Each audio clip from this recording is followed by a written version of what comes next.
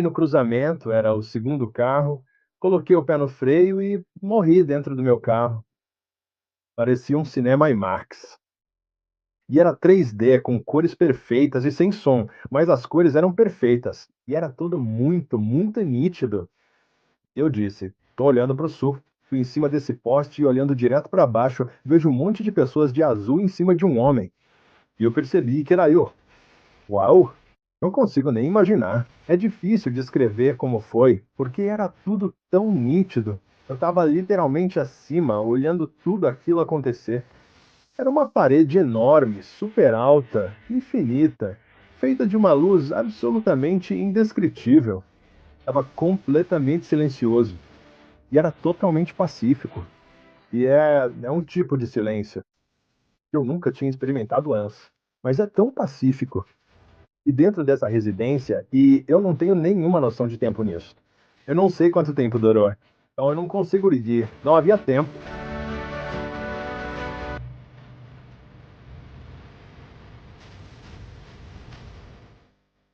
Bem, o começo das minhas experiências foi no Dia dos Namorados de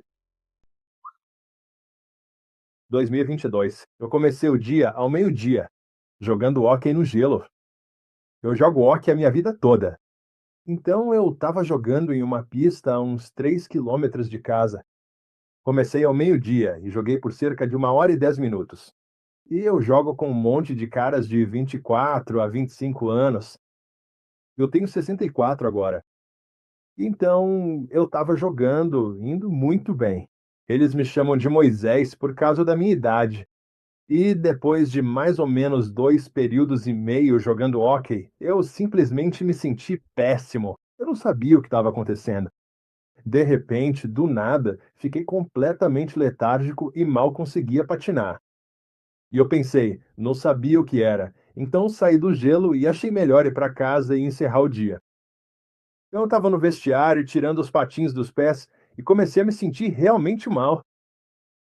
Não tinha muita certeza do que estava acontecendo. Eu sou um homem realmente saudável. Eu não bebo, eu não fumo.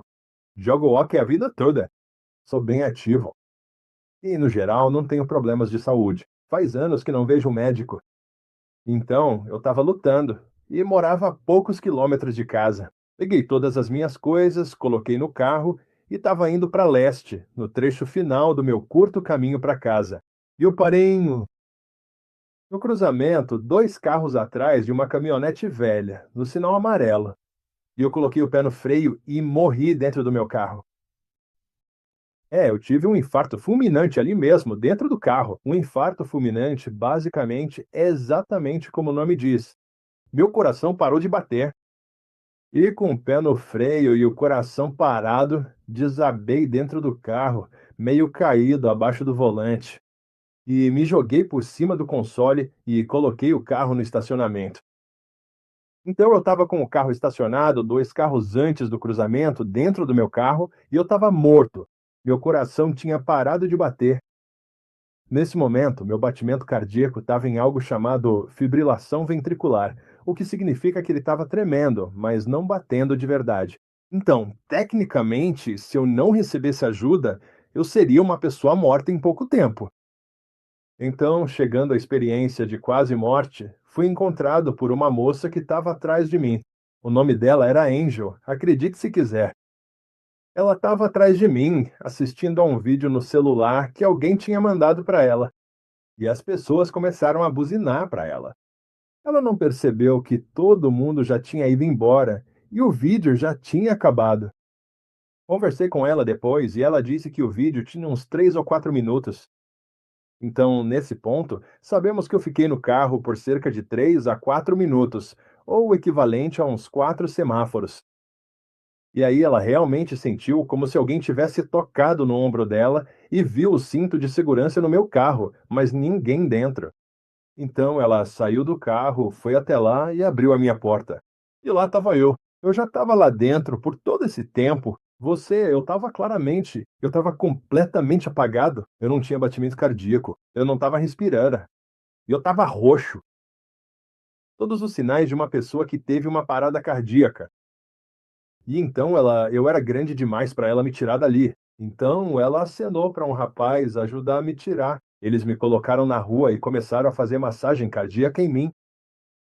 Ela fez 200 compressões. Um policial chegou e fez mais 400. E então outro policial chegou e fez 650 compressões em mim. No total, foram cerca de 1.300 compressões ali na rua. E o corpo de bombeiros ainda não tinha chegado depois de 10 minutos. Então, é isso que conecta a experiência de quase morte ao lado verídico, não é? Quando o corpo de bombeiros finalmente chegou, eu já estava praticamente sem vida e meu coração ainda estava em fibrilação ventricular, mas eles não conseguiram me reanimar. Então me colocaram na ambulância, colocaram uma máquina em mim que continuou as compressões e me levaram às pressas para o hospital mais próximo.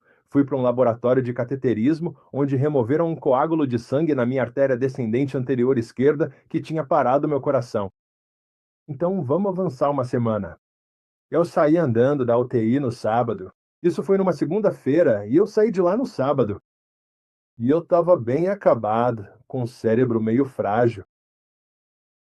Na época, eles estavam muito sérios. Disseram que eu teria uma lesão cerebral anóxica grave, o que não aconteceu. E então me deram alta no sábado. Saí andando de lá.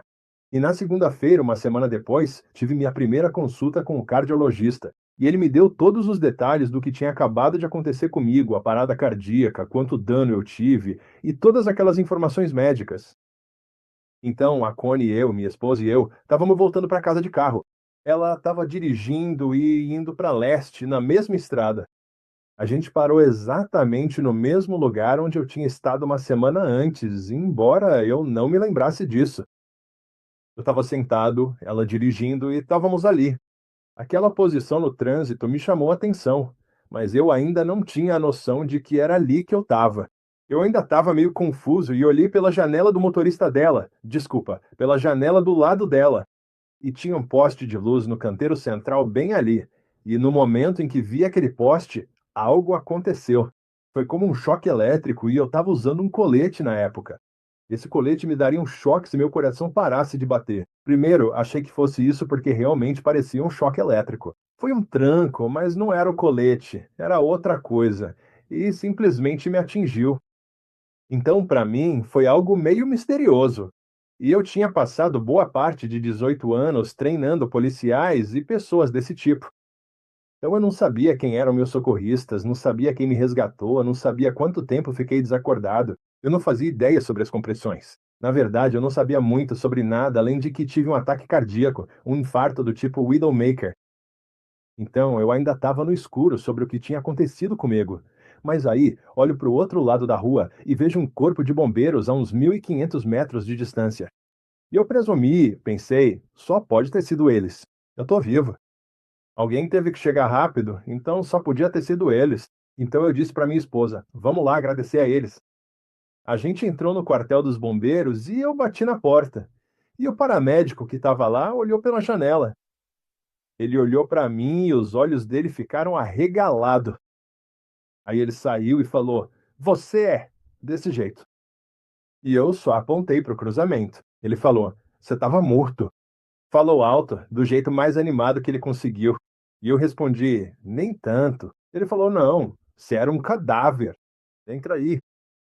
Ele estava realmente muito animado em me ver. E acho que não tem muita gente que volta para agradecer a ele.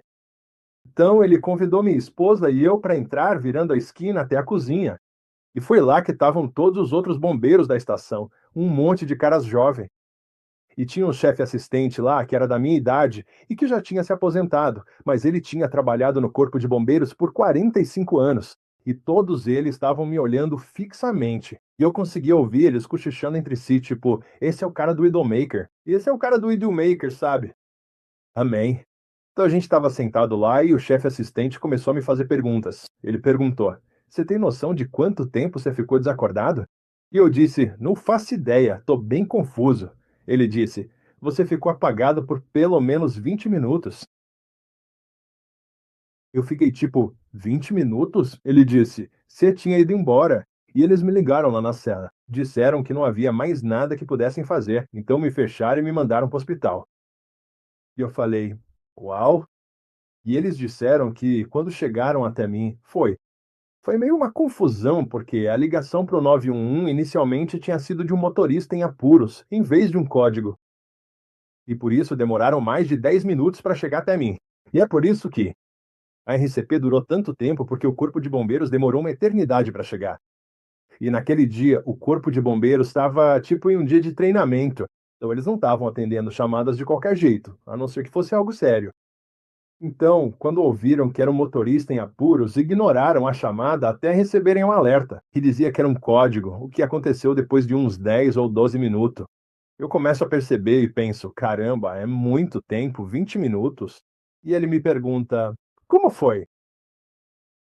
E eu realmente não tinha tido nenhum pensamento ou experiência profunda sobre isso. Como eu disse, eu estava na UTI.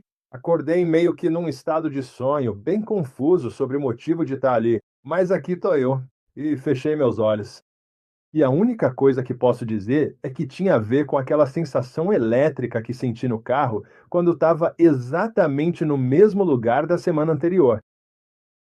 Mas quando eu fechei meus olhos, era como se estivesse em um cinema IMAX. É como se tivesse um filme Max passando na minha cabeça. E ainda está na minha cabeça agora, nunca parou. E é 3D com cores perfeitas e sem som, mas as cores são perfeitas. E é realmente nítido como cristal. Eu começo a descrever isso para eles de olhos fechados. Eu disse: "Bom, tô olhando para baixo e, de alguma forma, tô em um poste. Aquele poste de luz que eu tinha visto pela janela da minha esposa. E eu tô nesse poste. No poste. Tô olhando para baixo e tô virado para o sul. Reconheço que é uma montanha ao sul chamada Montanha Santã. E eu disse: tô olhando para o sul. Tô nesse poste, olhando diretamente para baixo e vejo um monte de pessoas de azul em cima de um homem.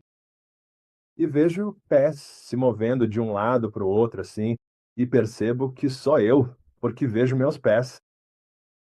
E ao lado, tô ao lado do meu carro. E as pessoas de azul estão em cima de mim. Tem uma viatura policial do outro lado do meu veículo e outra não exatamente na frente, mas no cruzamento, meio que bloqueando o trânsito. E tem um caminhão de bombeiros na frente do meu veículo com as letras E os números 256 nele, eu disse. E eu contei isso para ele. E então eu disse: tem uma ambulância com M252 escrito nela. E eu só estou descrevendo isso. Estou descrevendo onde os carros estão estacionados, onde o caminhão dos bombeiros está estacionado, onde a ambulância está estacionada. E eu disse: do outro lado da rua tem pessoas na calçada que estão meio que paradas ali, agrupadas, assistindo ao que está acontecendo. E então eu abri os olhos, olhei para cima e disse: eu vejo um envelope branco. E levantei meus dedos assim. Eu só vejo um envelope branco. Ele está ao lado de todas as pessoas de azul, mas parece meio que lixo. É como um pedaço de só um pedaço, meio que ao vento, sabe? Ele fica meio assim, parece que alguém jogou uma embalagem fora. E foi aí que todos disseram: "O quê?" E o homem que me recebeu na porta, que era o paramédico, disse: "Vem com a gente." E nós demos uma volta até a garagem e lá estava um caminhão de bombeiros escrito E256. E eu falei: "Uau!" E minha esposa disse: "Você disse E256?" Falei sim, olho e tá lá, não esqueço. E vejo o caminhão de bombeiros com o E256. E tem uma ambulância lá, mas estava escrito M256 nela. E eu disse: não, a ambulância dizia 252. Tenho certeza disso porque estou olhando para ela. E eles estão me olhando, tipo, você está brincando comigo? E foi aí que eles explicaram o erro que aconteceu na chamada, que inicialmente era uma chamada de emergência. Então, eles estavam treinando. Por isso, eles não saíram com o caminhão deles. Mas um caminhão e uma ambulância de uma parte bem ao norte da cidade foram chamados. E então eles estavam a caminho. E é por isso que eles estavam a caminho. Mas depois do tempo em que os policiais ficaram fazendo todas aquelas compressões, eles acionaram o que chamam de código no microfone. E aí todo mundo presta atenção. E foi aí que a estação onde eu estava disse: ouvimos o tom de código. E eles disseram: ei, estamos bem aqui. E foi por isso que eles atravessaram a rua imediatamente, depois de uns 10 ou 12 minutos, com o caminhão deles. Mas a ambulância do outro departamento já estava a caminho. Então, por isso, quando eu disse M252, eu estava descrevendo a ambulância da outra estação. E depois eu descrevi o caminhão da estação número 6. E eu só saberia disso porque eu realmente não fazia ideia como esses números funcionam mesmo. Mas o fato é que eu descrevi o outro caminhão nos dois locais diferentes. Eles olhavam para mim como se dissessem: não tem como você saber disso. Mas eu tinha descrito eles. Aí o paramédico me perguntou: e o seu ombro, como tá? E eu respondi: bom, esse aqui é artificial. Ele disse: não, o outro. Aí eu senti. E eu falei: ai, tá doendo. E ele disse: é para doer mesmo. Ele tirou do caminhão dele, o caminhão com E256 escrito, uma bolsa de paramédico e abriu. E ele tirou uma furadeira Makita verde, bem pequenininha. Ele disse: eu te furei com isso aqui. E eu falei: o quê? Ele falou: cara, seu pula-pula tava murcho. Você era um cadáver. Eu não tinha nada. Eu precisava colocar um acesso em você. Então eles perfuram a medula óssea no seu ombro. E depois eu descobri que eles também podem fazer isso no seu tornozelo. Mas dessa vez eles perfuraram direto no meu osso, no úmero, até a medula óssea. E é aí que eles inserem uma agulha para acessar uma fonte de sangue para o soro, certo? Eu não sabia nada sobre isso. E aí ele me joga um papel daquilo que acabei de descrever e eu pego e pergunto: o que é isso? Ele fala: vira ao contrário. E eu virei e era o conjunto da agulha, o tubo enrolado e o bico que vai no soro. E isso se chama IO. Eu queria poder falar o nome completo, mas é um nome longo, então é chamado de IO. E esse era o tubo que conecta o osso ao soro. Eu perguntei: o que você fez com o papel? E ele disse: cara, você era um cadáver. Não tive tempo para me preocupar com leis de lixo. Foi isso que ele disse. E ele falou: eu só joguei fora. E eu perguntei: como é que eu sei disso? E eu estava de olhos abertos. Tô descrevendo esse negócio. Eu disse: como é que eu sei disso? E eles disseram: não tem como. Kevin, você tinha ido embora. Você tinha ido embora. Eles tinham me dado choque várias vezes, 5 ou 6 vezes. Eu tenho a gravação em que dá para ver meu coração nesse ritmo de fibrilação ventricular o tempo todo. Aqui é um choque, fibrilação constante. Outro choque, mais uma fibrilação ventricular. Isso é o que chamamos de fibrilação. Fibrilação ventricular é um ritmo, só que ele não bate. Então, meu coração não está batendo. E eu fico pensando, como eu saberia disso? E eles só diziam, não tem como. E eles descreveram que eu tinha descrito a outra ambulância em comparação com o caminhão do quartel onde eu estava. E não tem como você saber disso. Eu trava, ficando emocionado nesse momento. E todo mundo estava emocionada. Minha esposa já estava chorando. E eu fechei os olhos de novo e, de repente, lá estava de novo.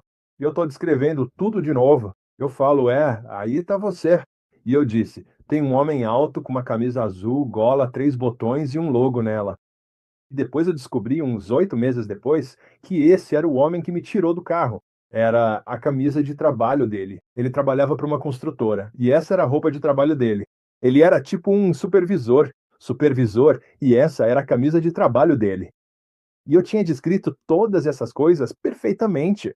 Então eu fechei os olhos de novo. Na verdade, agora eu estava tipo morbidamente curioso, querendo cavar mais fundo, sabe? Eu só fechei os olhos. Eu estava só explorando esse vídeo na minha cabeça e ele estava lá. Era isso. É tipo, uau, eu não consigo imaginar. É difícil descrever como foi, porque era tudo tão nítido, tão claro. Eu literalmente estou acima, olhando tudo isso acontecer. Aí eu começo a descrever de novo. E eu disse: ainda estou lá. E eu vejo essas pessoas. E eu olhei para o sul. E eu disse: ao sul, na cidade, dava para ver essa montanha.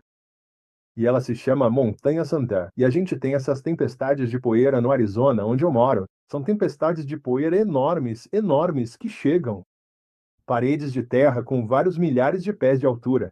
E é simplesmente uma parede de terra que atravessa a cidade. E você olha no relógio e pensa: tenho 5 minutos para ir para casa e fechar meus guarda-sóis. Era essa a sensação. Mas não era terra. Era uma parede enorme, super alta, interminável, dessa luz mais indescritível. Até hoje eu não consigo descrever, mas era só essa luz que parecia uma parede, quase como uma tempestade de poeira. Mas ela vinha na minha direção exatamente como uma tempestade de poeira viria. Mas era luz, era essa parede enorme, indescritível, de luz. E enquanto descrevo isso agora com os olhos da mente, eu disse: estou dentro disso agora. Estou envolto nisso. Seria como se eu tivesse envolto numa tempestade de poeira, mas é essa luz. Agora estou completamente envolto nela, totalmente engolido. Não existe mais nada. Toda a cena desapareceu. Não há mais caminhões, não há mais ambulância, não há mais pessoas. Está tudo completamente silencioso e totalmente em paz. E é um tipo de silêncio que eu nunca tinha experimentado antes, mas é tão pacífico e tão silencioso. E eu tô lúcida. Tô olhando para minhas mãos e elas meio que vibram, tão vibrantes com essa luz. É como se a luz estivesse nas minhas mãos também, mas não tem ninguém aqui comigo. Não é como se eu estivesse vendo minha vida passar diante dos meus olhos, como outras pessoas que eu conheço já viram. Eu não tenho ninguém. Sabe, não é como se meu cachorro estivesse lá ou algo assim, mas eu tô nessa hores. É só, eu tô envolto nela e tá silencioso e nisso não há som nenhum. Mas existe um tipo de frequência, meio que se você bater um diapasão bem grave, sabe, bem grave, é esse tipo de ressonância. Era assim que parecia. E dentro dessa ressonância, eu não tinha nenhuma noção de tempo ali. Eu não sei quanto tempo durou. Não, eu não consigo mentir. Não havia tempo e não havia emoções. Já foi entrevistado por vários hospitais que estavam pesquisando esse tipo de experiência. E eles me perguntaram se havia algum tempo, e eu disse: sem tempo, sem emoções. Eu não estava com medo, eu só estava em paz. E durante esse período em que eu estava nessa luz, nessa ressonância, como eu disse, era como um grande, enorme diapasão que simplesmente vibrava. Era minha mãe, minha mãe. Não era ela ali em pé ou algo assim. Eu não a vi. Não era como o inglês que eu reconheceria no tom de voz da minha mãe, mas estava dentro de mim. E ela se comunicou comigo. Duas palavras ou dois conjuntos de palavras. Ainda não, ainda não. Duas vezes. E então, na segunda vez, ainda não. Foi bum, tudo ficou completamente escuro. E foi um terror. Eu senti como se tivesse acabado de sair do fundo do lago, agarrado minha orelha e ofegado por ar. Como se eu tivesse acabado de ofegar. Como se eu tivesse acabado de sair do fundo de um lago, sabe? E você fica sem ar e finalmente chega à superfície. Você puxa o ar com força. Era assim que eu me sentia. Mas eu estava naquele breu total e sem ouvir nada. Mas aquilo era aterrorizante para mim. Eu sentia como se estivesse num armário, naquele escuro total. E comecei a gritar 3 vezes o nome da minha esposa, Connie. Como se fosse um grito alto, louco, de guerreiro. Só gritando o nome da minha esposa, Connie. Connie, Connie, tipo, me encontra, vem me encontrar, sabe? Esse tipo de coisa. No terceiro grito com o nome da minha esposa, nada. Absolutamente nada. Eu abri meus olhos. Eu tô chorando. Eu descrevi isso para os bombeiros. Eles estavam todos chorando e não conseguiam acreditar no que eu tinha acabado de descrever, porque era exatamente como estava a cena. Eram os mínimos detalhes dos caminhões de bombeiro e da ambulância, de como os carros de polícia estavam posicionados. Amém. As pessoas de azul e o papel branco, tudo que eu tinha descrito exatamente igual. Então, na época, eu fiquei preocupado que tivesse perdido a cabeça, que eu estava. Mas isso não explicava os detalhes, né? Então, isso me deixou realmente preocupado e perplexo. É meio difícil descrever a emoção disso, mas eu estava absolutamente perplexo com o que tinha acabado de ver e descrever para aqueles 5 homens, o chefe deles e minha esposa. Eu descrevi toda essa cena. E por isso eu fiquei preocupado que provavelmente tivesse sofrido algum tipo de lesão. Mas eu não conseguia entender como poderia ter inventado aquilo, porque era tudo preciso, mas foi o que eu descrevi. Então realmente foi algo muito desconcertante para mim. E eu guardei isso por cerca de 3 semanas, e isso me assustou demais. Eu não sabia o que tinha experimentado. Eu não sabia o que tinha acontecido comigo, porque eu era capaz de. E o que me incomodava ainda mais era que isso nunca sumia. É como um vídeo que fica passando em looping constante na minha cabeça agora até chegar à luz. E eles ainda não, nunca foi embora, nunca. E então, nos estágios iniciais, só de dormir à noite, aquilo estava lá. Se eu fechasse os olhos para dormir, pronto, lá estava de novo. E era meio que um pesadelo para mim, porque eu revivia toda aquela experiência. Aí eu acordava de manhã e era como se aquilo tivesse ficado rodando na minha mente a noite toda. E eu acordava com isso de manhã, e se eu fechasse os olhos, lá estava de novo. Então eu estava ficando um pouco, não diria distraído, porque seria pouco, mas aquilo estava me incomodando. Aí eu voltei ao cardiologista umas 3 semanas depois. Eu precisava fazer um check-up e um acompanhamento, e agora eu sou definitivamente um paciente cardíaco. E, sabe, isso está me incomodando. Eu nem cheguei a conversar com minha esposa sobre o quanto estava me incomodando ter esse loop na minha cabeça. Não foi embora. Tá preso lá dentro. E eu achei que estava tendo um problema mental. Então, eu falei para o meu médico. Falei, eu preciso dizer uma coisa. E eu disse, não quero que o senhor ache que eu estou louco, mas acho que estou. E ele disse, o quê?